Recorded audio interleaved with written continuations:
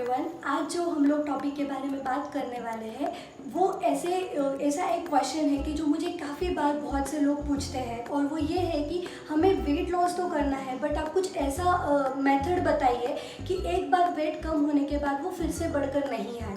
तो इसका मैं आपको आज आंसर देने वाली हूँ कि ऐसा क्यों होता है कि हमारा वेट एक बार कम होने के बाद बढ़कर क्यों आता है। तो ये कम्प्लीटली डिपेंड है आपने कौन से मेथड को यूज़ करके आपका वेट रिड्यूस किया है। ज़्यादा करके हम लोग देखते हैं कि हम लोग दो ही मेथड का यूज़ करके वेट लॉस करने की कोशिश करते हैं। पहला ये है कि हम कम खा के वज़न कम करने की कोशिश करते हैं, and the second method is हम ज़्यादा एक्सरसाइज करके वेट लॉस करने की कोशिश करते हैं। तो हम लोग पहले फर्स्ट केस के बारे में डिस्कस करेंगे, जो कि है ईटिंग लेस। जब हम कम खाते हैं, जैसे कि हम लोग बोलते हैं कि अभी मैंने वेट लॉस चालू किया है तो मैं शुगर नहीं खाऊंगी, मैं जंक फूड नहीं खाऊंगी और राइस नहीं खाऊंगी और फिर मैं अपना वेट लॉस करूंगी। या फिर हम लोग ये करते हैं कि हम हमारा ब्रेकफास्ट स्किप कर देते हैं, लंच में बहुत ही कम खाते हैं, इवनिंग स्नैक्स नहीं लेते और डायरेक्टली डिनर करते हैं, और उसमें भी हम लोग सूप या फिर सलाद ऐसे कुछ खाकर वेट लॉस करने की कोशिश करते हैं। बट ऐसे केस में जब आप वेट लॉस भी करते हो, आप काफ़ी लंबे समय तक इस मेथड को कंटिन्यू नहीं कर सकते।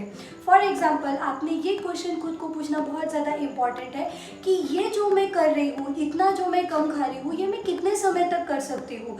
1 मंथ, 2 मंथ, 3 मंथ्स। बट कभी ना कभी ऐसा ड्यूरेशन आएगा कि आपके बॉडी को फिर से खाने की इच्छा होगी, आपको ज़्यादा क्रेविंग्स होगी, और उसके बाद आप लोग फिर से बिंज ईटिंग के चांसेस हमारे काफ़ी ज़्यादा बढ़ जाते हैं। और इसीलिए ये 3 मंथ्स में जो भी हमने वेट लॉस किया है, जो कि कम खा के किया है, ये तुरंत ही बढ़ के आ जाता है। इसका मेजर रीज़न ये है कि जो भी आपका वेट रिड्यूस हुआ है, ये आपका मसल लॉस होता है, क्योंकि हम हमारे खाने में से जैसे ही सॉल्ट को कम कर देते हैं, हमारे बॉडी में जितना भी वाटर बॉडी ने होल्ड करके रखा हुआ है उसे वो लूज़ कर देता है, जिसकी वजह से हमें स्केल्स पे काफ़ी जल्दी डिफरेंस दिखता है। बट ये जो मेथड है ये बिल्कुल भी सस्टेनेबल नहीं है। And the second method is doing more exercise. अभी हम लोग कितना एक्सरसाइज करते हैं, लाइक 1 आवर 2 आवर, और कभी अगर इसे स्टॉप करने की नौबत आती है, अगर हमारा स्केड्यूल काफ़ी ज़्यादा बिजी है, तो सबसे पहले हमारा एक्सरसाइज बंद हो जाता है। और एक्सरसाइज बंद होते से अगर हमारी बॉडी कम्प्लीटली उसके ऊपर डिपेंडेंट है, तो जैसे ही हम एक्सरसाइज बंद करते हैं, फिर से हमारा वेट जो है वो गेन होने की शुरुआत हो जाती है।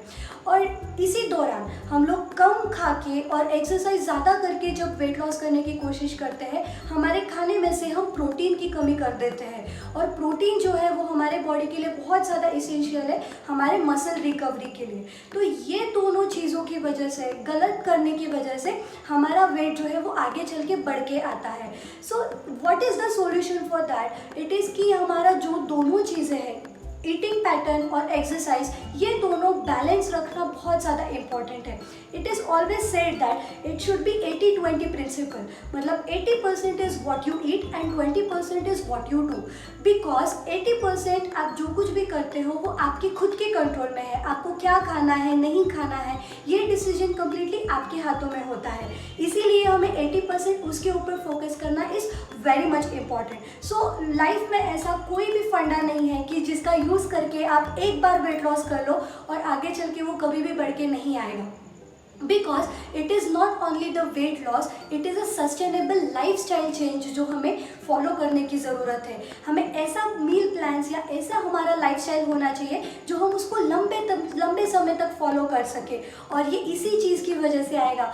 One is a balance and second one is a patience. हम जितना अच्छे तरीके से पेशेंटली वेट लॉस को होते हुए देखेंगे और जितना सस्टेनेबल मेथड हम फॉलो कर पाएंगे, उतना ही वो आपका जो वेट लॉस है वो आगे चल के मेंटेन करके आप रख पाओगे। So this was all from my side. To see you at the next video.